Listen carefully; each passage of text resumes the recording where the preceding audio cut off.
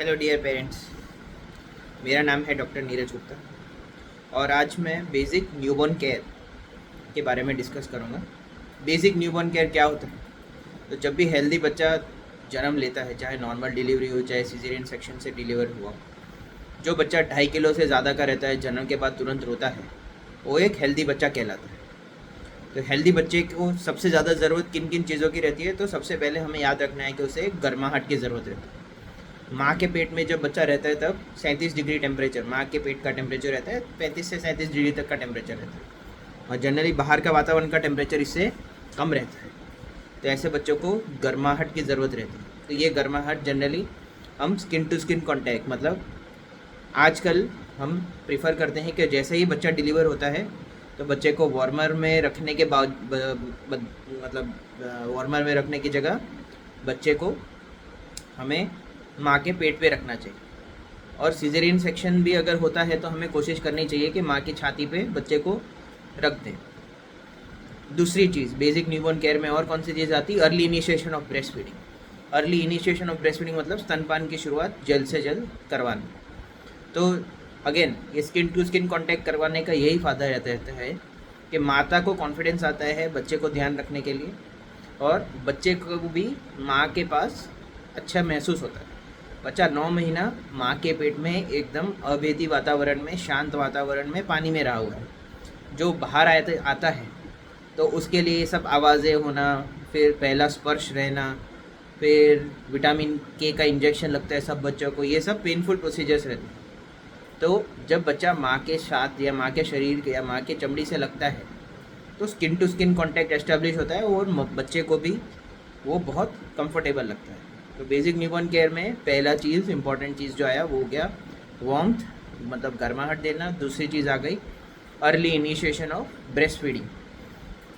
क्या चीज़ें नहीं करनी? तो क्या चीज़ें नहीं करनी है? तो हमें बच्चे को शहद नहीं देना है, ऊपर का दूध नहीं पिलाना है, पाउडर का दूध पिलाने की कोशिश नहीं करनी, क्योंकि पहले आधे घंटे में बच्चा जन्म के बाद सबसे ज़्यादा एक्टिव रहता है। तो हम यही चाहेंगे कि 2.5 किलो से ऊपर का बच्चा है और जन्म के बाद तुरंत रोया है तो तुरंत उसे माँ की छाती पे रख के उसका दूध मिलना चाहिए। तो ये हो गया उसका न्यूट्रिशन। तीसरी चीज़ हमें क्या चीज़ की ध्यान रखनी है? इन्फेक्शन से बचाव या संक्रमण से कैसे हम बच्चे को बचा सकते हैं। तो संक्रमण जनरली कैसे लगता है? संक्रमण लगता है अगर आपने बच्चे को बिना हाथ धोए छू लिया हो, या बच्चे के आसपास बहुत सब लोग इकट्ठे हो गए हो और सब गोद में लेने की अगर कोशिश करते हैं। तो संक्रमण से बचाने के लिए अगेन हमें हैंड वॉशिंग अच्छे से करना है। हैंड वॉशिंग हम कैसे करेंगे? हैंड वॉशिंग को हमारे जो 6 बेसिक स्टेप्स रहते हैं, या तो सोप वाटर से आप हैंड वॉशिंग करो और सोप वाटर से हैंड वॉशिंग करने के बाद स्टेरिलियम लगाइए, 15 से 30 सेकंड तक वेट करिए, उसके बाद आप बेबी को टच करिए। तो बच्चे जो रहते हो पहले 7 दिन सबसे ज़्यादा इन्फेक्शन लगने के लिए प्रोन रहते हैं। तो और चौथी चीज़, संक्रमण से हमने बचाया। संक्रमण से बचाने के बाद और किस चीज़ का ध्यान रखना है? नाड़ू का ध्यान। तो नाड़ू का कैसे ध्यान रखना है? तो नाड़ू पे जनरली हम कोई ट्यूब, पाउडर या कोई भी प्रकार की एंटीसेप्टिक सॉल्यूशन लगाने का हम एडवाइस जनरली नहीं देते। अगर नाड़ू का हिस्सा पकने लग जाता है, वहाँ पे से मवाद निकलता है, तो आप अपने डॉक्टर को कंसल्ट करिए। अगर वो कहते हैं तभी उस पर कुछ ट्यूब या वो ऑइंटमेंट या पाउडर लगाने की ज़रूरत है। तीसरी इंपॉर्टेंट चीज़, आँख का ध्यान कैसे रखना है? आँख का ध्यान जनरली जब भी डिलीवरी होती है तो बच्चों के डॉक्टर या जो भी अटेंडेंट रहते हैं वो आँख, अगर दिखता है कि आँख पे कचरा लगा हुआ है तो आँख अच्छे से क्लीन कर देते हैं। बहुत सब एरियाज़ में जहाँ पे आँखों का इन्फेक्शन बहुत कॉमन होता है वहाँ पे जनरली क्लोरहेक्सिडिन से आँखों को क्लीन करने के लिए कहा जाता है, पर ये सब जगह का रिकमेंडेशन नहीं। तीसरी ज़रूरी चीज़ जो हमें करनी है या और चीज़ें क्या हमें याद रखनी है कि हमें टीकाकरण पहले हफ्ते में तो अवश्य लगा लेना है और हो सके तो पहले 24 घंटे के अंदर लगा देना है। तो हमने जैसे ब्रेस्ट फीड या ये बेसिक न्यूबॉर्न केयर या नवजात शिशु की सामान्य देखभाल में सबसे पहली चीज़ कि हमने स्किन टू स्किन कांटेक्ट बच्चे को ठंडी से बचाना है। दूसरी चीज़ न्यूट्रिशन, जल्दी से जल्दी ब्रेस्ट फीडिंग एस्टेब्लिश करना है। तीसरी चीज़ इन्फेक्शन से बचाना है। चौथी चीज़ उसे टीकाकरण सही से लगाना है। नाड़ू का ध्यान अच्छे से रखना है। और नहलाना कब नहला सकते हैं?